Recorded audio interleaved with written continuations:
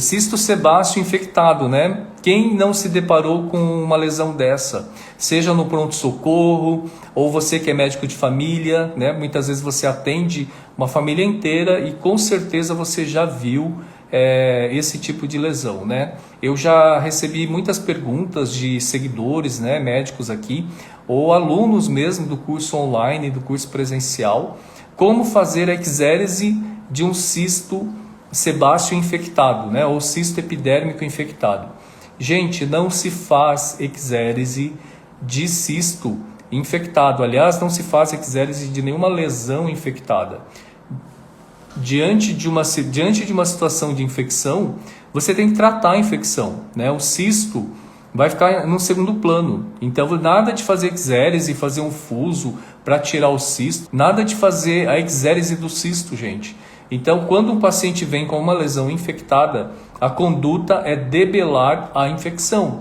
Então, não vai fazer exérese, tentar tirar a cápsula, porque também você nem vai ver cápsula nenhuma. Quem já fez uma drenagem, já abriu um cisto, e às vezes, sabe uma coisa que pode acontecer? Às vezes você vai fazer uma exérese de um cisto epidérmico e você está crente de que aquele cisto não está infectado, sabe? Isso já me aconteceu.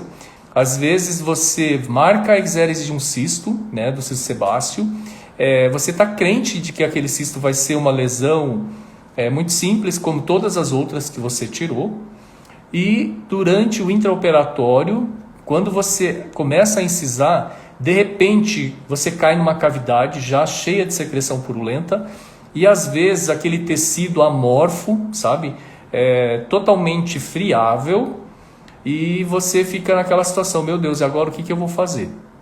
Então, geralmente, nessa situação, você tem que abortar o tratamento, nada de tentar fazer exérese e tirar toda a lesão, porque você não vai continuar, não vai conseguir, e muito pelo contrário, o que pode acontecer é de você disseminar a infecção, disseminar o quadro infeccioso, tá? Então, gente, você se deparou, então às vezes você se depara com cisto sebáceo infectado no intraoperatório, você começa a abrir o paciente e você cai naquele mundaréu de secreção purulenta, aquele material amorfo que eu te falei, os tecidos totalmente friáveis, a anatomia totalmente distorcida, e você não vai conseguir. Você se depara com essa situação e fala, meu Deus, é agora, eu vou para frente, volto, não faço, o que eu faço? Você aborta a cirurgia, porque você não vai conseguir tirar esse cisto completamente, e você ficar manipulando cirurgicamente esse tecido infectado, você pode disseminar a infecção. Então, o tratamento é tratar a infecção. Então, o que tem que fazer? Drenar aquela secreção, aquela coleção purulenta, você fazer uma higiene ali do local, porque aquela cavidade muitas vezes fica cheia de queratina, e se você não remove toda essa queratina, se você simplesmente remove a secreção purulenta, e às vezes essa queratina ela está muito endurecida, tá? Às vezes ela está até meio sólida, e se você não remove, isso perpetua o quadro infeccioso, e aí é aquele paciente que você fez a drenagem do cisto infectado, e o paciente volta no pós-operatório com tudo, com aquela secreção novamente acumulando a coleção, você drena, continua acumulando secreção, você entra com antibiótico e não resolve. Por quê? Porque lá dentro sobrou queratina, partículas de queratina. Então, são partículas sólidas. Enquanto você não remover essa queratina, o quadro não vai se resolver, tá? Então, você precisa, além de fazer a drenagem, você precisa higienizar. E eu vou explicar tudo isso, como que vai ser o passo a passo de você, como que você vai tratar esse cisto sebáceo infectado, tá bom? Bom, antes de tudo, importante vocês saberem, né, que o cisto epidérmico, o cisto sebáceo, é uma lesão benigna. E ela acontece muitas vezes por um trauma local mesmo, que começa a acumular. Na verdade, ele se origina ali no folículo pilosebáceo e começa a ocorrer um acúmulo de queratina, né, no infundíbulo desse folículo, e aí esse acúmulo vai aumentando, porque essa queratina não sai pelo infundíbulo e vai aumentando e formando essa coleção cística. Pois bem, nessa fase em que o cisto sebáceo se encontra, ele é uma lesão muitas vezes inocente, é uma lesão que não causa dor, né? Apenas não tem nenhum desconforto, apenas talvez um desconforto estético. O paciente fala, eu vejo aqui um caroço, um nódulo aqui, que está aumentando de tamanho, mas não dói. Então, geralmente o quadro é assim. E ele está aumentando gradualmente. Gradativamente esse cisto está aumentando, doutora. É assim que eles falam. Pois bem, nesse momento em que o cisto não infectou, ele não inflamou, é o momento exato para você operar. Tá? Inclusive é bom você avisar o paciente que ele não deve manipular o cisto, não deve ficar espremendo, sabe, apertando o cisto. Porque é muito comum, o paciente pensa que aquilo é um cravo, que aquilo, eles falam que é uma espinha, e ficam ali apertando esse cisto, ficam espremendo e traumatizando. E esse ato de expressão do cisto sebáceo pode causar infecção. Então, uma boa parte das infecções dos cistos sebáceos acontece por culpa do próprio paciente. Então, é importante falar para o paciente, olha, você tem um cisto, nada de ficar espremendo, nada de ficar manipulando, tá? Porque, inclusive, existem pacientes que fazem a expressão do cisto sebáceo e conseguem esvaziar o cisto epidérmico, o cisto sebáceo, sabe? Eles conseguem apertar e pelo infundíbulo essa queratina ela sai, ela tem um odor fétido, frequentemente, é muito ruim o odor. Então o paciente fica ali espremendo, esvaziando e fica assim, às vezes fica por anos nessa manipulação. Até que um dia aquilo infecta, sabe? Aquilo infecta porque a queratina é um excelente meio de cultura. E aí como que o paciente vai perceber, né? E qual é o quadro clínico, né? O que o paciente vai perceber com o seu cisto? O que aconteceu de diferente? Então ele vai perceber que aquela região começa a ficar um pouco dolorida, o calor, existe ali um calor local, começa a ficar quente, dolorido e fica avermelhado, ou seja, começa a apresentar sinais flogísticos no local, tá? Então o paciente às vezes te procura dizendo, doutora, eu tinha aqui um carocinho que eu ficava espremendo, saía uma massinha fedida, branca e repentinamente, de uns 2 dias para cá, ela começou a aumentar de tamanho e começou a ficar avermelhada e dolorida. Então, provavelmente, esse cisto infectou. Então, nesse primeiro momento, o que você tem que fazer? Você tem que tratar a infecção, tá? Então, você vai entrar com antibiótico terapia. Pode ser uma cefalexina, geralmente a gente entra com cefalexina, né? Durante uns 7 dias. Se for um quadro mais exagerado, poderia prolongar a antibiótico terapia, talvez, durante 2 semanas, 14 dias. Você pode entrar também com uma quinolona, tá? Ou pode também entrar com uma sulfa, que pega muito bem pele também.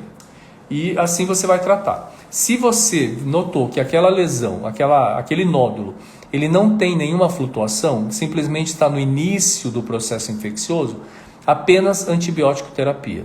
E uma coisa que vai ajudar também bastante é você pedir para o paciente fazer calor local. Então ele pode usar, pode colocar então uma bolsa de água quente. Existem aquelas bolsas que o paciente preenche a bolsa com água mesmo, com água quente. E também existem aquelas bolsas que o paciente compra na farmácia, que é um saquinho mesmo com gel, que o paciente coloca dentro de uma vasilha, por exemplo, uma vasilha plástica com água, coloca no micro-ondas, deixa lá por 1 minuto, 1 minuto e meio e aquece essa bolsa. Então essa bolsa de gel ela é muito prática porque o paciente não precisa ficar enchendo essa bolsa com água. Ele simplesmente aquece no micro-ondas, é importante que ele lave essa bolsa sempre que for utilizar, com água e sabão mesmo. Então você vai orientar o paciente a fazer calor local. Para que o paciente vai fazer o calor local? Para acelerar o processo de maturação, sabe, desse processo infeccioso.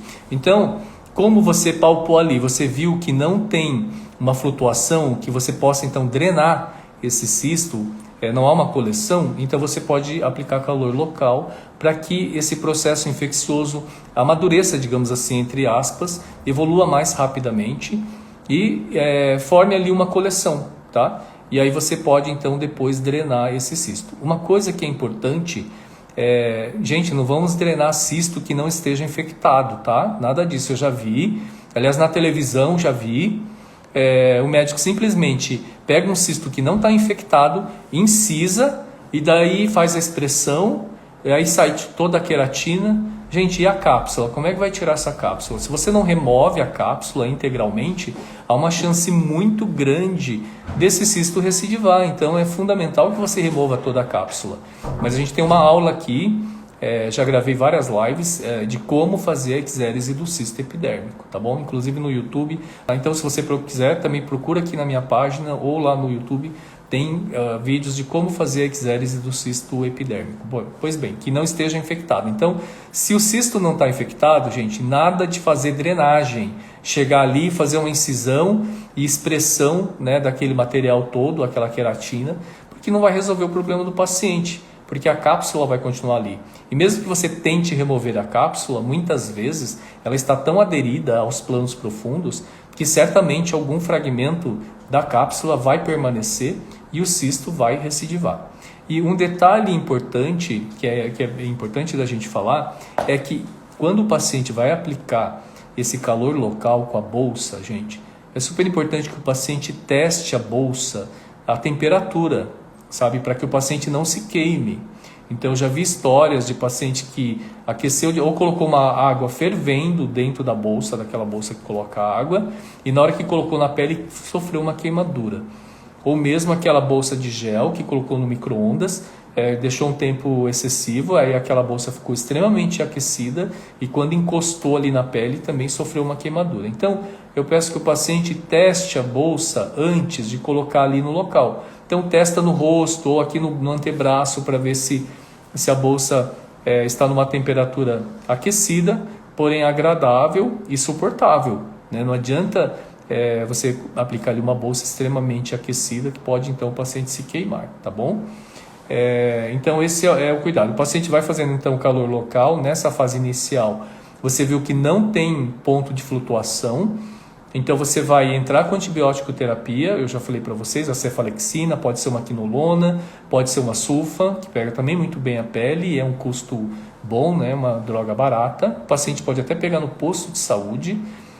Acho que todas essas medicações elas estão disponíveis no posto de saúde. E você pede para o paciente retornar depois de alguns dias, talvez uma semana depois, para você observar se já há um ponto de flutuação ali, né? Não sei se vocês se lembram o que é o ponto de flutuação, gente. Então aquela coleção, você vai palpar, você vai examinar e você vai sentir que de fato ela flutua, sabe? Você comprime e o seu dedo afunda e há um local ali, você vai perceber, no local de maior flutuação é o local que a pele está mais delgada, ela está mais fina. Então é justamente ali que você vai fazer a sua incisão com uma lâmina 15. Você vai abrir uma incisão ali para que todo o material saia, tá? E eu vou explicar direitinho como que você vai fazer isso. Então eu vou só recapitular aqui, gente. O paciente costuma ficar manipulando, espremendo lá o cisto epidérmico e por isso que muitas vezes ele infecta. Então orienta o paciente que não pode ficar manipulando, apertando, espremendo, nada disso. Nada de operar cisto epidérmico, cisto sebáceo infectado. Então, se o cisto sebáceo está infectado, você tem que fazer drenagem e limpeza cirúrgica do cisto. Nada de querer fazer eczérese completa do cisto, porque não vai dar certo. E o contrário também está incorreto. Um cisto sebáceo que não esteja infectado, ele não deve ser submetido à drenagem. Você vai lá, incisa e espreme esse cisto, sabe? Faz a expressão e simplesmente remove a queratina. Você não está resolvendo o problema do paciente porque a cápsula está ali. Então é importante remover toda a cápsula, tá? Então depois que o paciente voltou, você já observou isso, voltou em 7 dias, 5, 7 dias, você viu lá onde que está o ponto de flutuação, realmente o cisto fez ali uma coleção, fez um abscesso, você percebeu que aquilo está cheio de líquido, né? Então provavelmente aquele líquido é pus, secreção purulenta. Então está indicado ali você fazer a drenagem já. Então chegou o momento de você fazer a drenagem desse cisto infectado. E por que é importante você fazer a drenagem? Porque a gente precisa debelar a infecção. O que a gente vê na literatura, a gente vê nos livros? Que quando você vai drenar, ou você vai manipular um tecido infectado, provavelmente a anestesia não vai pegar. E sabe por que não vai pegar? Porque um tecido que está sofrendo um processo inflamatório, infeccioso, esse tecido, o pH dele é ácido. E o anestésico também tem o pH ácido, tanto que quando você aplica o anestésico no paciente, ele sente ardor, ele sente arder, né? Justamente por causa da acidez do anestésico. E aí, o que acontece? Quando você aplica o anestésico, ele precisa ser tamponado para que ele faça o efeito, que ele bloqueie ali os neurônios, né? Que vão transmitir a sensibilidade. Só que se você aplica o anestésico num local, num meio ácido, não ocorre o tamponamento do anestésico, ou seja, o anestésico não faz efeito. Por isso que, frequentemente, quando você vai anestesiar algum tecido inflamado, infeccionado, infectado, o anestésico não pega. E aí você vai falar, então por isso que muita gente faz a drenagem do cisto sebáceo infectado sem anestesia, ou simplesmente um abscesso faz a drenagem sem anestesia. E foi assim que eu aprendi no internato durante a minha faculdade, né? Há mais de 30 anos atrás. Mas o que eu vou dizer para você? Gente, é importante que a gente agregue valor aos nossos atendimentos, sabe? E um atendimento assim, meio grosseiro, de você manipular um tecido que já está dolorido, né, já está doloroso, sem um pingo de conforto para o paciente, você também vai ter que fazer expressão. Eu vou ensinar aqui que você vai ter que fazer a limpeza mecânica.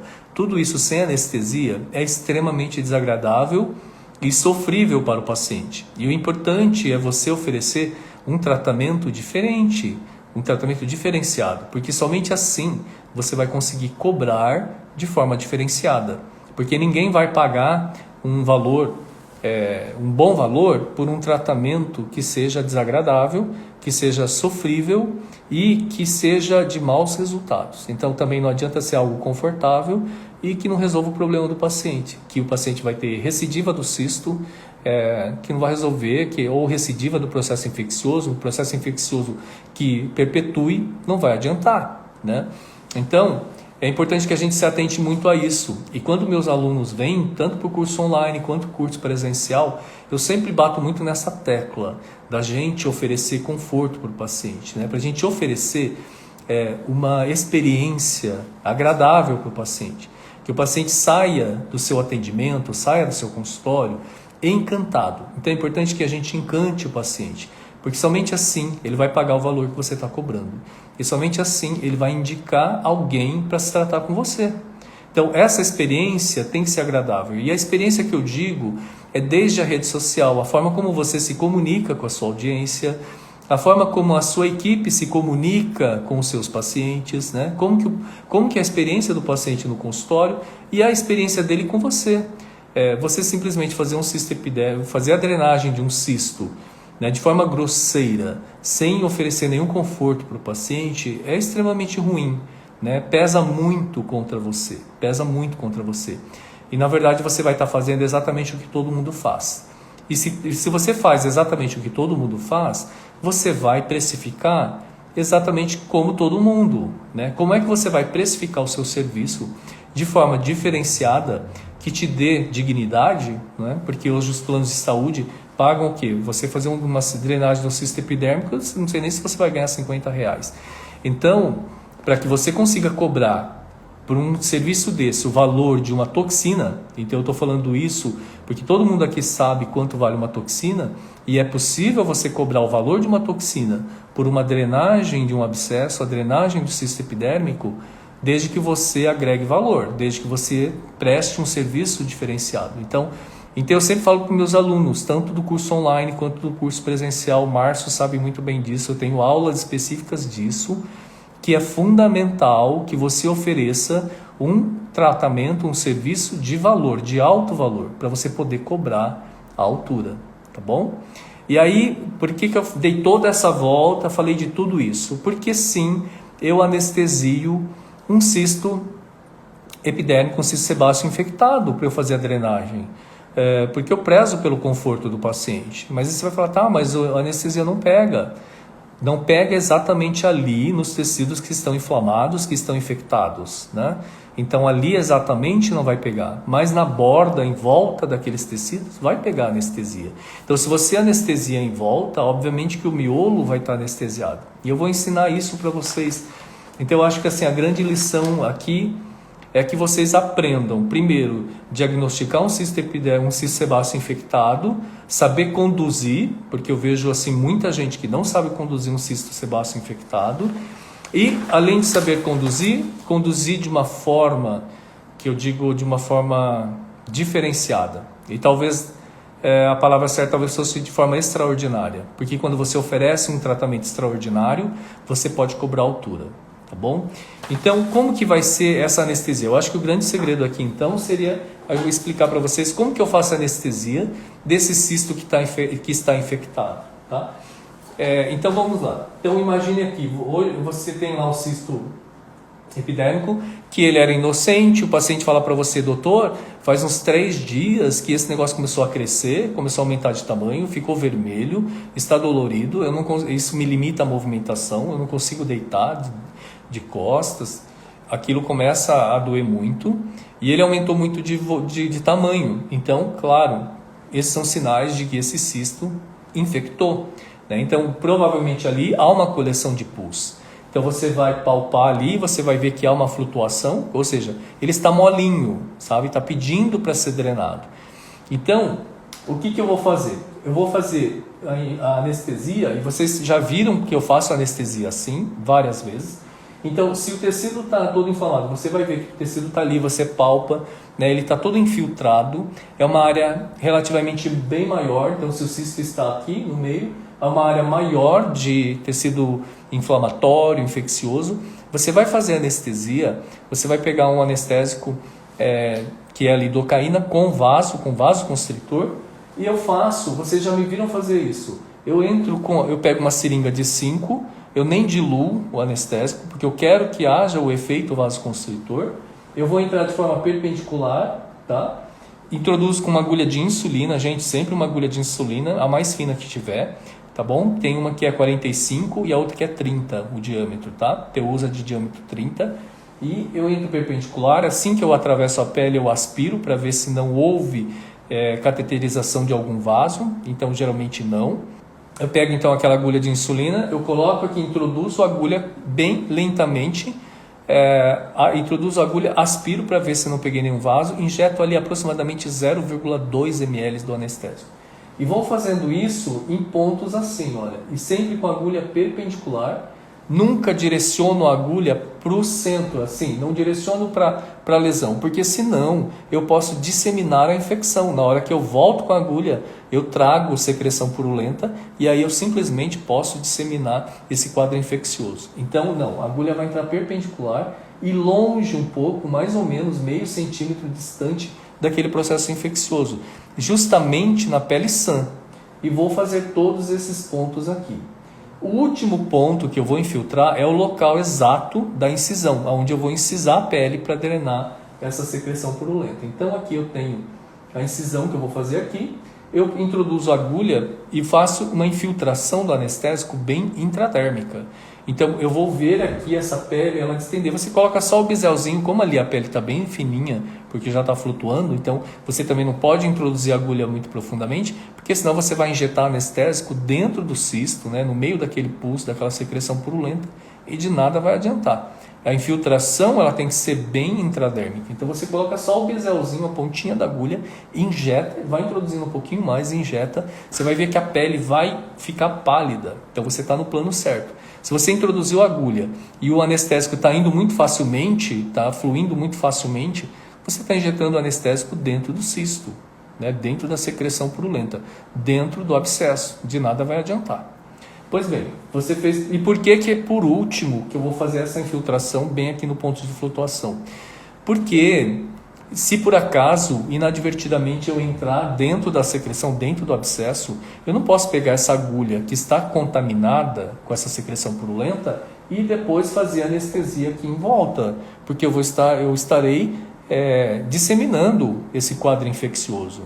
Então, disseminando essa infecção. Então, sempre eu começo pela área menos contaminada para depois, por último, fazer a anestesia da área mais contaminada.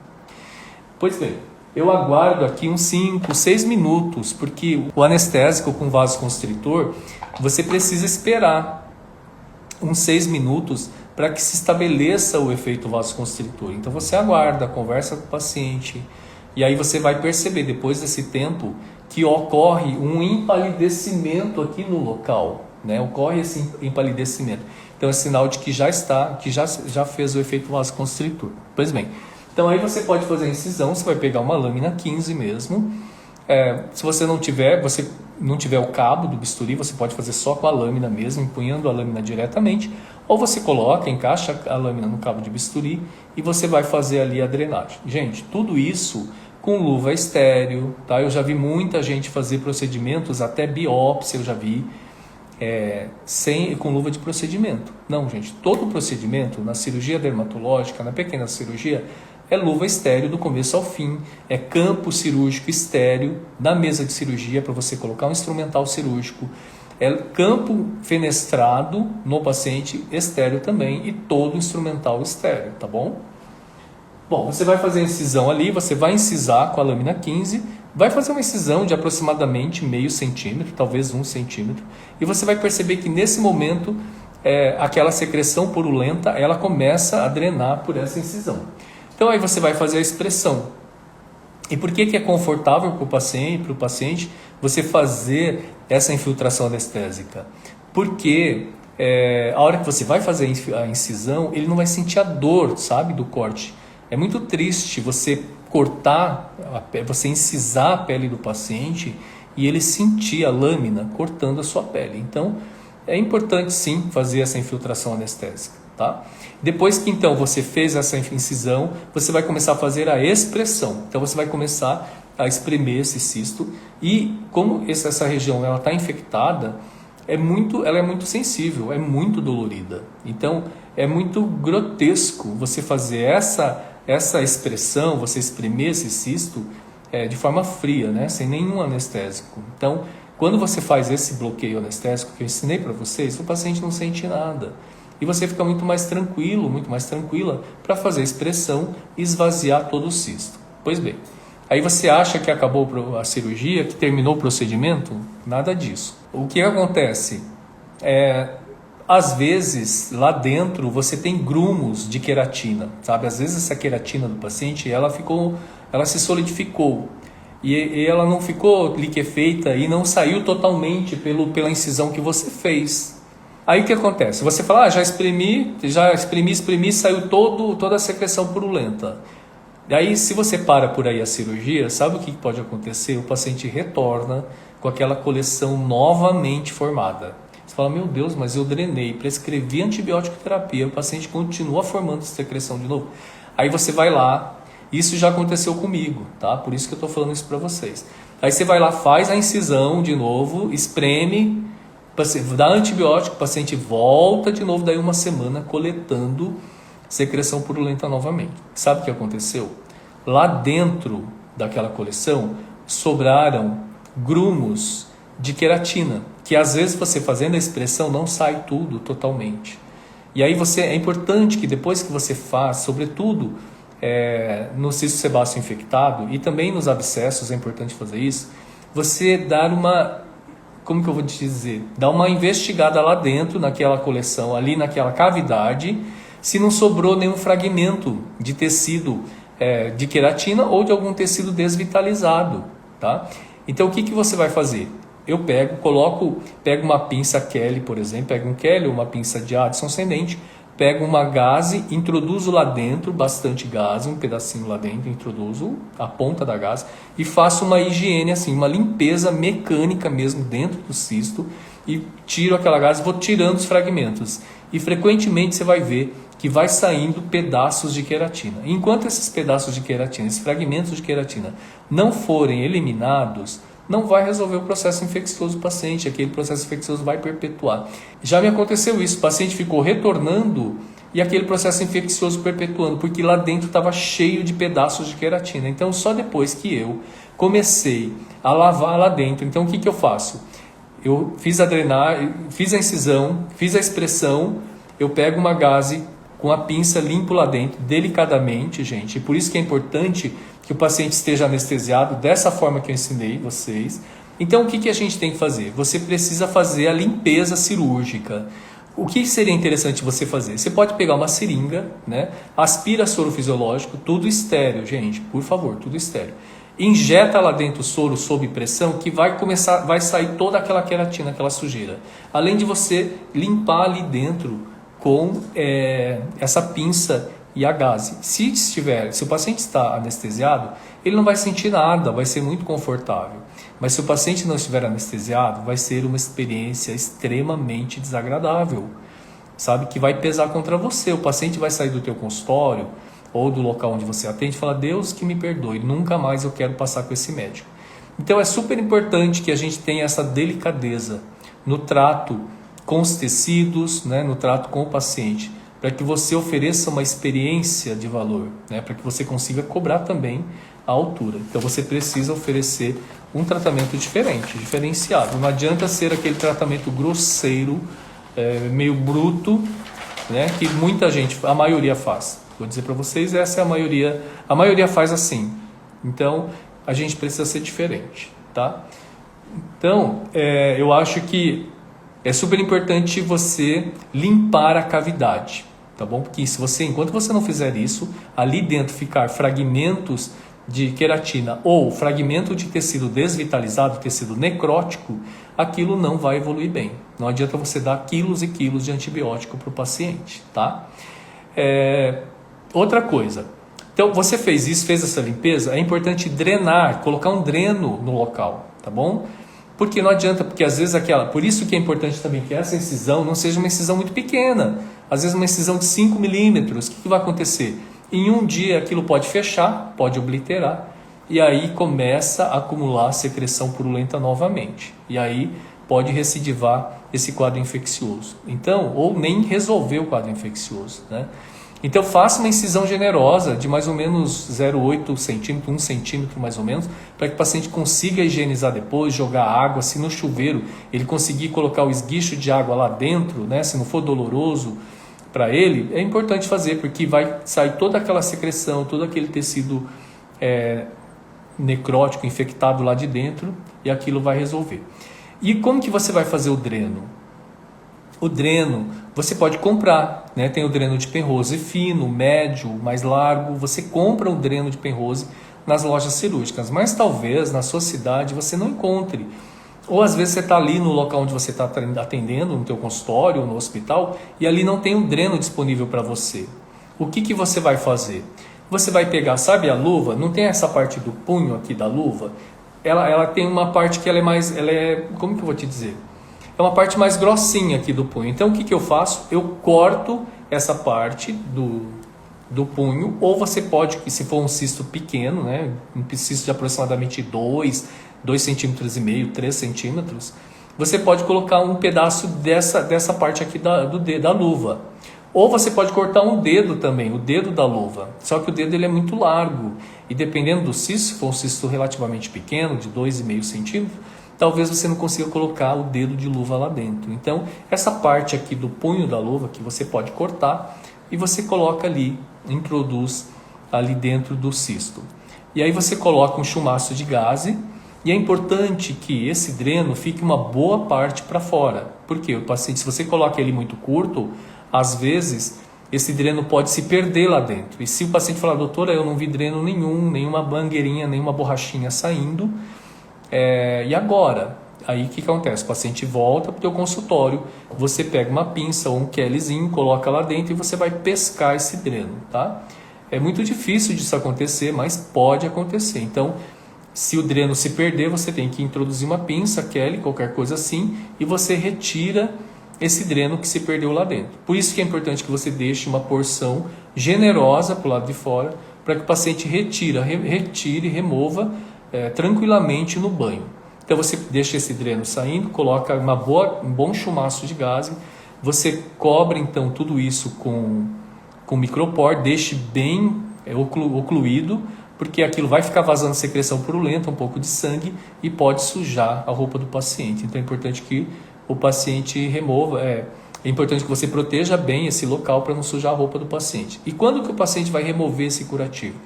Esse dreno? Em 48 horas. Então ele vai ficar Ele daí 48 horas no banho, ele vai molhando e ele mesmo retira o curativo e puxa a mangueirinha. Ou pede para que algum acompanhante faça isso por ele. Tire a mangueira, o dreno, né? Ou o acompanhante faça isso por ele, retire. E aí ele lava bem, faz uma expressão e toma o antibiótico. Tá? Antibiótico terapia que a gente já falou, pode ser uma cefalexina, pode ser uma quinolona, pode ser uma sulfa. Ele vai tomar aí durante pelo menos 7 dias. Se for um quadro muito exuberante, uma infecção relativamente grande, você pode manter antibiótico terapia por 14 dias. Tá? E o paciente volta para você acompanhá-lo semanalmente, para ver se aquilo está controlando, se está evoluindo bem, tá bom?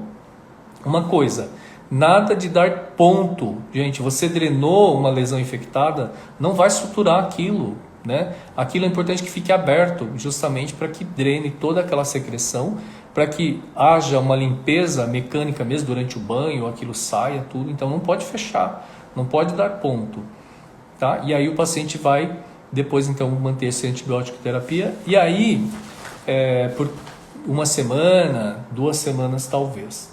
Aí como que vai ser a conduta daqui para frente? Bom, fez isso aí, drenou, tratou, resolveu o quadro infeccioso do paciente. Qual a orientação? Qual a próxima orientação?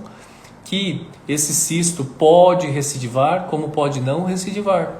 Então, nem sempre o cisto vai obrigatoriamente recidivar. Às vezes esse próprio processo infeccioso, inflamatório, pode ser que o cisto se resolva, sabe? Ocorra uma fibrose local e ele não recidive.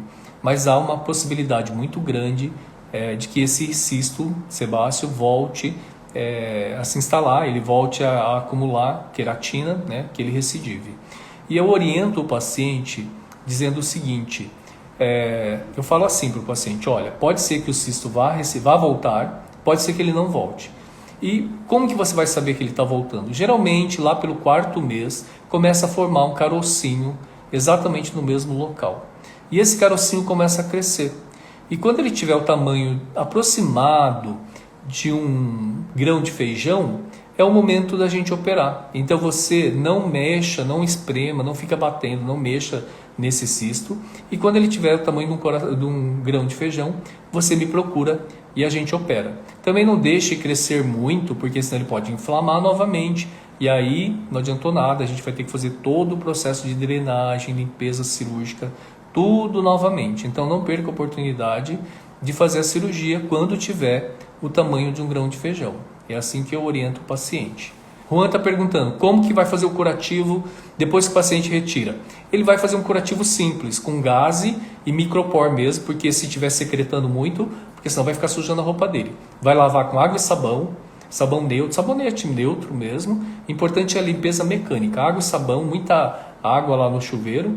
Depois ele cobre com uma gaze e micropor e ponto final. Todo dia faz isso até que aquilo se resolva, tá? O Márcio perguntou, tem que ter algum lugar específico para drenar ou pode ser na sala de procedimento mesmo? Se for na sala de procedimento, após o procedimento, precisa fazer limpeza rigorosa na sala? Vamos lá. Então é o seguinte, Márcio. É importante que, o que acontece quando eu faço aqui na minha sala? Geralmente eu deixo esse tipo de procedimento para o final do dia, né? Então, depois que a gente fez essa limpeza cirúrgica, a gente higieniza a sala, né? Faz como se no hospital a gente chama de limpeza terminal. A gente higieniza a sala simplesmente, né? Então as bancadas são higienizadas com álcool 70, a mesa cirúrgica é higienizada com álcool 70, o piso também é higienizado, não com álcool 70, mas com uma solução de limpeza mesmo, e não tem mais nenhum problema, tá? Não precisa fazer uma higienização mais exagerada nesse sentido. Mas é bom que você deixe para o último horário, para que depois a sala seja higienizada. E quando eu vou drenando a secreção purulenta, eu tomo cuidado de pegar essa gaze que está embebida em secreção purulenta, em pus, e já vou jogando no lixo de material contaminado, que é aquele lixo branco que a empresa recolhe, né? A gente já falou isso numa outra aula, que não é naquele lixo comum do lixeiro, tá? Que o lixeiro recolhe, não. É um lixo hospitalar, que a empresa recolhe, depende da região, da cidade. Aqui em São Paulo, quem faz isso é a Prefeitura de São Paulo, nós pagamos uma taxa, a Prefeitura recolhe todos os pérfuro cortantes, todos os materiais contaminados, então com sangue, secreções, e todo esse material é incinerado pela prefeitura, tá?